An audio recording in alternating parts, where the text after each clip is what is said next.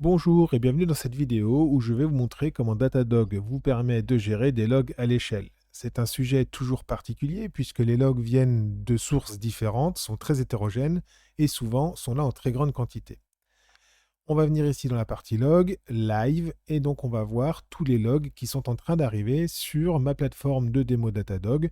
On les retrouve ici, on les voit, ça défile et il y a des quantités assez énormes. Je peux faire une pause, venir ici sur mon log et retrouver les informations, le contenu du message, mais aussi tout ce qui va être les métadonnées et les tags associés à ce log tout simplement. Je vais fermer ma fenêtre et je vais ouvrir une fenêtre de temps plus longue, c'est-à-dire venir sur une période de 1 mois, ce qui représente quand même pas moins de 12 milliards de logs pour mon application de démo, ce qui peut être compliqué quand on va venir chercher au milieu des informations.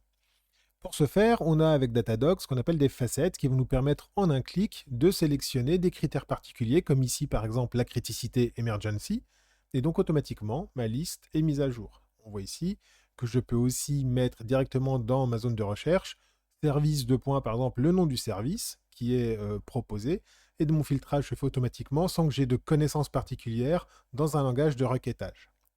Une fois ce filtre effectué, on voit qu'il me reste environ 15 millions de logs, ce qui est beaucoup mieux, mais quand même encore élevé. Et donc, je vais venir cliquer ici sur Pattern pour que Datadog me regroupe en quelques secondes mes logs par ressemblance. Et on voit que pour la moitié d'entre eux, j'ai ce message ici. On va cliquer dessus. Et toutes les petites étoiles sont des variations de ce même message de log. Donc, on va pouvoir cliquer, identifier tout ça et venir ensuite corriger notre application en fonction des anomalies qui auront été détectées ici. Je viens supprimer mes critères de filtrage et de tri ici et je vais vous montrer qu'on peut faire encore plus simple. En venant cliquer sur ce petit bouton bleu-violet avec les petites étoiles, on va pouvoir faire une requête en langage naturel comme par exemple « Trouve-moi les logs en erreur et regroupe-les par service », ce qui va me donner ces résultats immédiatement, automatiquement. Et donc ça va être encore plus simple de venir interroger cette immense base de logs.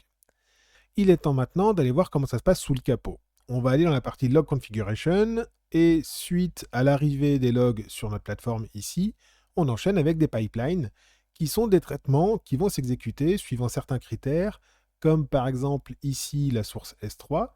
Et dans ces traitements, on va avoir par exemple, je décortique ma chaîne de caractères du log et j'identifie des champs au milieu de tout ça. Ces pipelines, ils sont fournis par Datadog dans des templates ou alors peuvent être totalement créés manuellement par vous.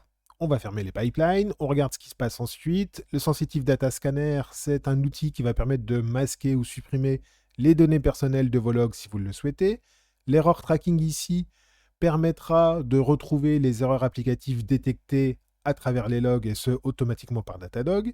Et on va les afficher ou alors en générer des métriques et enfin les stocker, les indexer avec différents critères ici et des rétentions en fonction de la donnée chaude, de la donnée tiède et de la donnée froide avec des rétentions qui sont totalement customisables évidemment. Je vais donc maintenant conclure cette vidéo. On a vu ensemble qu'il était possible d'absorber une énorme quantité de logs sur la plateforme Datadog, puis de venir enrichir ces logs et de venir les requêter tout simplement sans compétences particulières, voire en langage naturel, ce qui est vraiment hyper efficace. Viendra ensuite l'utilisation de ces logs pour du troubleshooting, du dashboarding, mais ça, c'est une autre histoire.